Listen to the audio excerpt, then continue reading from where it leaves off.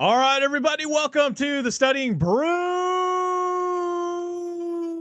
episode 1184 on this beautiful Tuesday evening. It is Tuesday. It is Techniques Night, and it is a grateful and blessed night to have all of you here because you could have been anywhere else, but you decided to be here, and we are extremely grateful for that. People being present for you is a blessing that we never take for granted, and we never take you for granted. And we appreciate all of you for being here. We love every single one of you, and we have nothing but love and respect for you wanting to get these licenses. And that's why you are here. You are here to get an edge so you can help pass some exams and get on to whatever it is that you need to get on to. Whether it's getting that advancement in your job, whether that's getting a promotion, whether it's the greater good of helping other people, whatever it is, we are here for you and we want to help you do that. My name is Andy. I am the guy that runs the back office over here at KonaButterflyz, who is slowly defrosting from all of the coldness that is being outside during these fall sports. We love it. But you're not here for me and my warmth problems. You're here for Brandi. She's got her Series 6, 63, 26, 65, and Series 7. She's got enough warmth to keep you going through those boring, cold quizzes. Yeah. She's going to help you do that with a little bit of the techniques tonight. Tonight, we talk about techniques. We talk about techniques. You know, we always talk about distractions. We talk about distractions. Like, so a lot of people think distractions sometimes are a bad thing. What, Andy? Aren't distractions bad? Not all the time. Not all the time is distractions bad, right, Brandi? Correct. Sometimes there's such a thing as a good distraction. Healthy distraction. What's a healthy distraction? What is a good distraction? Oh, you're asking me for reals? Yeah, I could. Okay. So like let's say you're in a negative place for whatever reason, right? Yeah. Feeling bad, feeling You studied and you stressed, got a 50%. anything, life. Life. Um You really wanted to get to the office early and everything worked against you. yeah. There's lots of traffic on the way to the cross country meet. You had high hopes to close and it just didn't work out. Anything Anything. that's really kind of weighing on us, let's say, right? And some people we tend to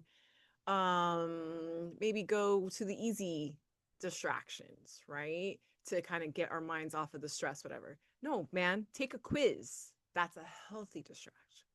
That's a good way to use quizzing as your healthy distraction. A bad way to use a distraction or a bad distraction would be sometimes people, let's say they get a little into the libations. You know what I mean? They get a little drink too. I ain't anything against people drinking. I'm personally have been 7 years sober, but I don't have anything against anybody drinking or whatever. But sometimes these kinds of other distractions get a little too much, a little bit too much of the party, too much of the Too much dessert. with too much dessert. There you go. Yeah, whether that's in a drink beverage or if it's in a food, Too much apple pie. too much apple pie. We all love apple pie because we're all Americans. No. But also, being distracted by relationships, being distracted by good relationships. Maybe you got somebody new in your life, whether it's a friend, whether it's more than that, or maybe it's a bad relationship.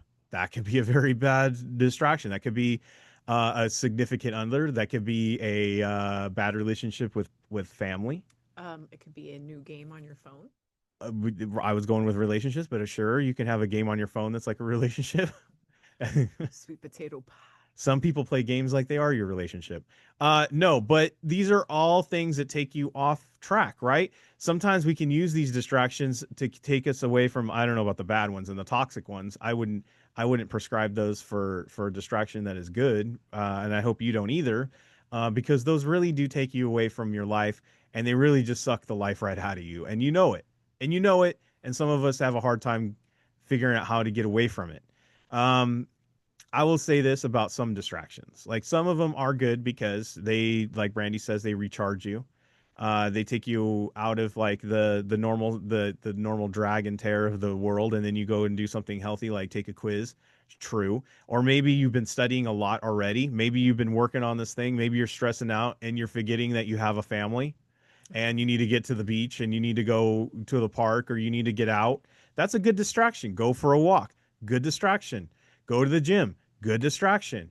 Make sure to go, all these things with exercising and whatnot. Those are good distractions for anything that ails you, right? And you've been doing too much of. Being around your family, like so many people, they go into this study mode, and some of them are like, "Well, I'm just going to put the family on hold." You can't put your family on hold. It's hard to do. But I understand that you got to take a break. Go to the library for an hour or two, then come back and check in. If you have that luxury of somebody being with your kids, right? Um, Or some your people don't spouse. have that. Brandy didn't. Brandy did not have that when she was studying because I was working full time. I was gone probably like I don't know 18 hours a day. It seemed like, and Brandy had the littles. And so the way she would do the studying is she would actually say, "Hey, let's pull out the coloring books. I'm going to study. You're going to do your coloring, and then we're going to do this for 20 minutes, and then we're going to take a break." And that would be for 10 minutes. And then they would go back to their work for 20 minutes, and then they get back. Guys, these are all things that are good. There's some distractions that were built into that study, right? Like they would actually get up and go play something or do something real quick for 10 minutes. That's a good distraction. But the thing you don't want to do, and this is where you start leveling getting around burnout, is you don't want to just be so locked into any one thing, whether it's studying, whether it's anything that you forget to have a little bit of levity, a little bit of fun, or the things start to become more of work and chore and you start wanting and resenting to do it. Too much of anything is not good. Too much of anything is no good. Too much dessert is no good. Too much of, I don't know, Studying. probably steak is too bad. You know what I mean? They all have their, Too much vegetables. everything's a portion, right? Everything should be a portion. No, you can never have too much vegetables. Weird vegan. Anyways, but the reason why I'm bringing this up is that we are getting into the part of the season, the part of the year where there is tons of distractions hitting us left and right. Every weekend seems like there's something from here on out to the end of the year until we get into January, right? And we got to be locked in. We can go partake in some things, but we have to be disciplined and you have to keep to it. But we don't want to burn out either and miss out on life. So if you are studying with Kona and if you haven't started studying with Kona, you should do that because what do? We recommend 2 to 3 hours. And everything that we have is on demand videos. We do have live sessions, sure, but we do have replays that go out. So you can put that into your plan, into your schedule. So if whether you're on the East Coast, you're on the West Coast, it doesn't matter. You can always get a replay. But you got to make sure that you lock into that replay. You got to make sure that you're actually using it. You got to make sure that it's part of your study routine. You got to make sure that you have a plan locked in. I know that the workshop we talked about having a plan, having us. Brandi went over it in like great detail on how she would put together how she puts together a plan for the people. With our studying. Like making sure we do this every day. Make sure you do that every day. Make sure you're paying attention. Then this and the way you quiz have a systematic way in which you study. That's why we started doing these workshops. It wasn't just the quizzing and questioning, but also having a way to help you guys put together a systematic way of studying that works for you and making it effective. And if you don't have any of that, scan the QR code, hit the links, join in on our program. We have a 21-day. Brandi's available in the live sessions. We're available on the Discord. You can always reach out if you need some help with your plan, if you need help with figuring it out. We're there for you in those sessions, right? We have the small group tutoring. Definitely Brandi helps out in that. Study hall, you can definitely get help in that. Live sessions, you can ask questions. All these things were there for you and accessible if you're our member. So just go ahead and scan the QR code, hit the links. We got books for sale, SIE 663, 2665, content zeroed in on what you need to study. The Kona community, 951-290-3077. Give me a call, give me a text, gmail at KonaButterflyz@gmail.com. And also remember, we have that 15% discount for first time members this month. First time, 15% off the first month. All right. You ready to go? Oh What do yeah. we got tomorrow? Just a helpful reminder that we don't have those live sessions tomorrow. So tomorrow's a perfect day to be on the Kona community and also a way to catch up onto some of those replays. And also make sure that you reach out to Brandi if you need it on the Discord or reach out to me and if you need some extra help. But we will be back for the Studying Brew in the evening for another 6 questions in a row or Yes. 6 questions. Questions in a row. All right. That's what we're going to call it. All right. Ready? Yes. Let's do what we're going to do tonight. I put on I don't know what it's called in car worlds, but I don't know why I thought of it, but I was all the straight six. A straight six is a six-cylinder engine, but that is not a V6. No, it's So not it's the called the V6 straight six. because it's a V6. That means I'm assuming that it goes like in a V, Yes. but a straight six. It'd be Yes. six in a Yeah. row. Yes. That's why I called During it. the 60s, the straight six was very popular. See, Anyways, I know cars. digress. Well, of course, your dad had. Well, anyways, let's keep going. What are we doing? Oh yeah, dude. Duh. Again. Test taking techniques Tuesday. Tonight is the techniques night. What do you want to say about techniques Tuesday, Brandy? This is the fun night where we literally just look for certain things. So yeah, it is words, but not as heavy as like Monday, where we're looking at like we're trying to find patterns, like patterns that could really, really, really link to possible answers, even before you see the question. And I know there's people on YouTube. Shout out to all the people on YouTube that subscribe and hit those notifications, by the way. There's a lot of people out there who do these question breakdowns on YouTube or wherever you get that, TikTok, X, wherever they have them. And, I've watched these things because I want like to see how other people do it. And always they hit up the book. They always point at the content. They always say this is how you get it right with the content. But you don't have that with us because you know what? We do have that, but we don't always focus on that because sometimes we go into the test room, our heart rate's up, our anxiety's up, whatever reason we can't remember jack squat, let alone our name, right? And so this will help you on questions you probably were going to guess on anyway, because you just flat out couldn't think of the answer for whatever reason. And it And happens. and this is a great way to lean on it and having a great way to make a great guess and possibly getting it right Um, without some content.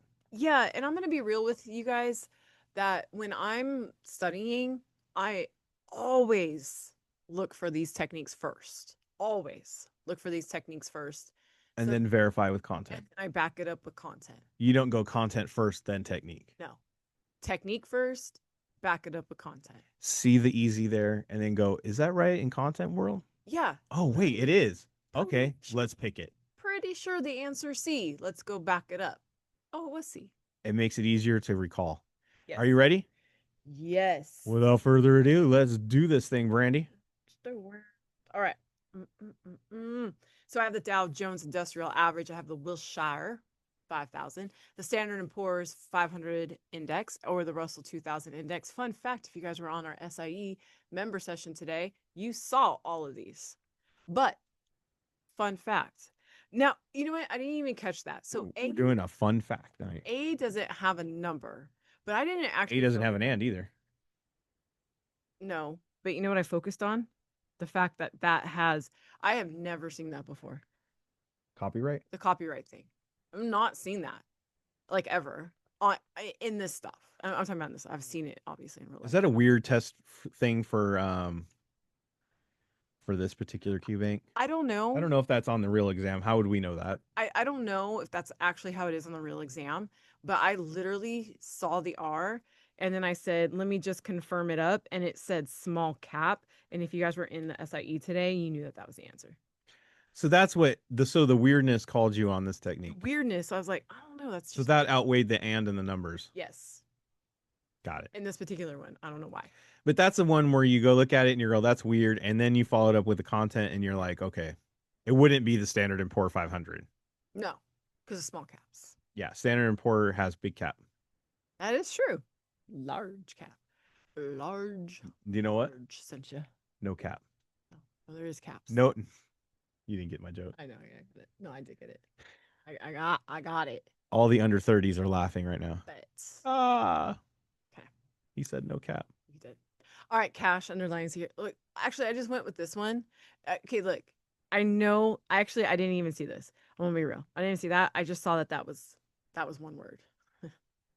That's how it drew Diana in. Yeah. And so I clicked on it and it was the answer. But I also matched it with the word currency. Cash currency. Two techniques right there. Cash currency. Cash currency. Boom, boom, boom, boom, boom. All right. Does that make sense? And again, I didn't even get as far as C.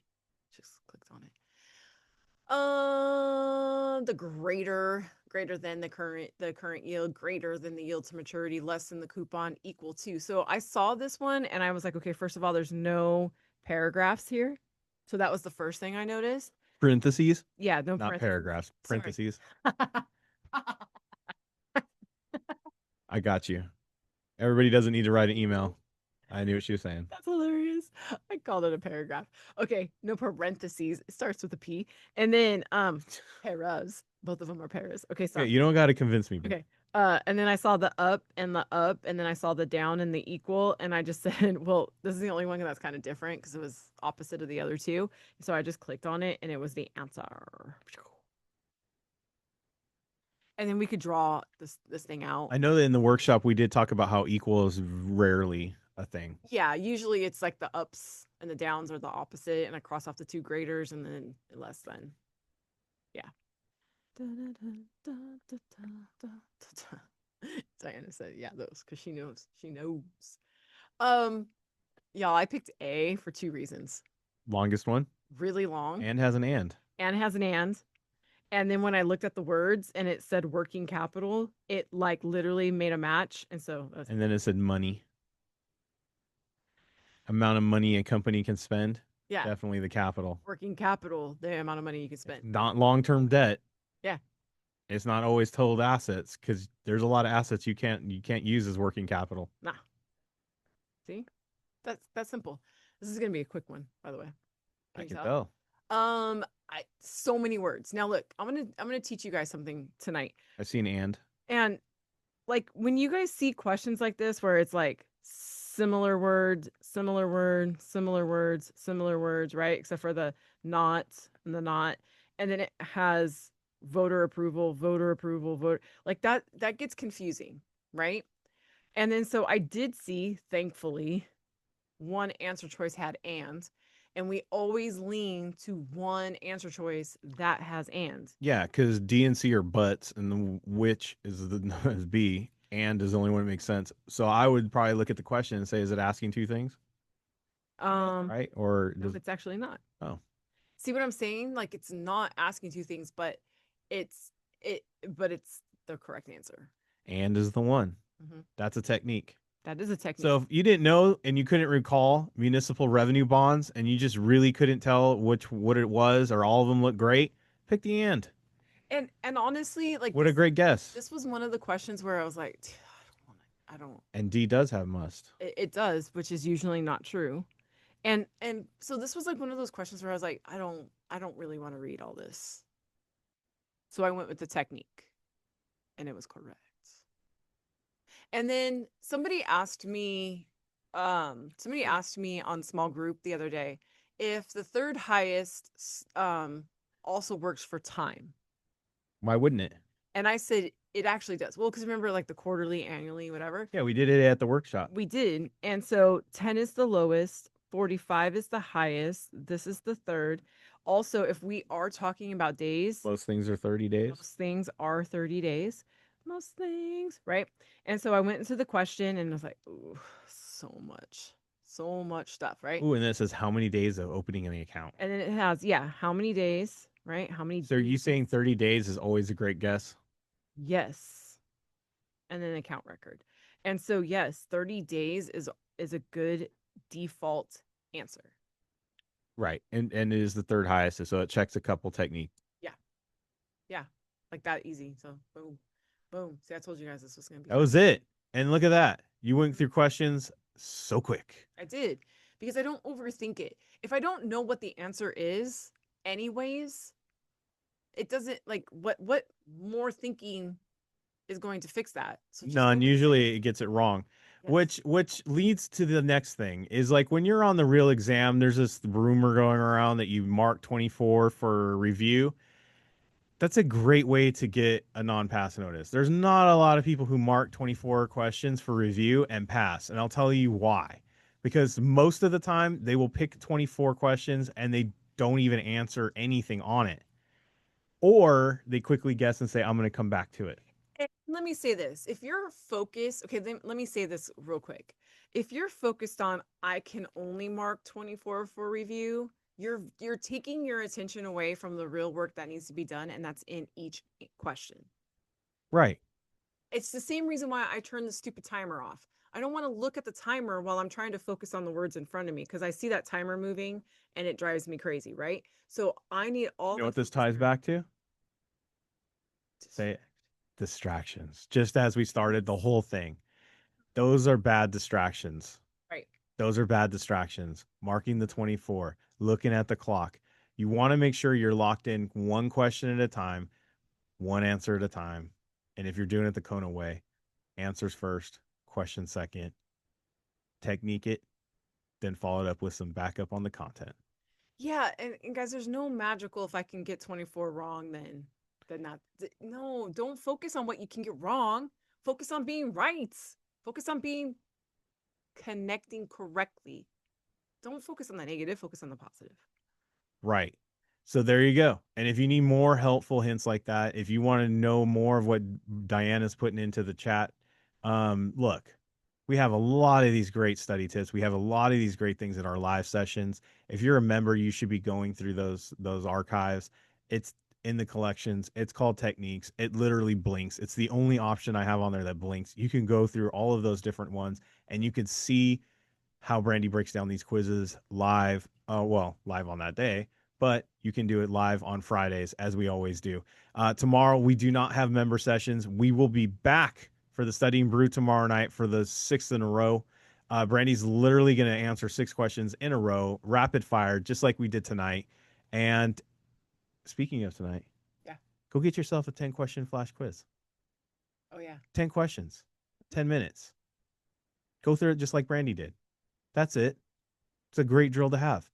Finish the night out with that. Finish strong. And most importantly, stay safe out there. Wash your hands. Don't touch your face. Don't touch your friend's face. That's all I know. And keep the positive mental attitude. PMA, everybody. Have a great night. Thank you all so much for being on. We super appreciate you. Practice these techniques in your quizzes. We will see you guys tomorrow night. Have a great one.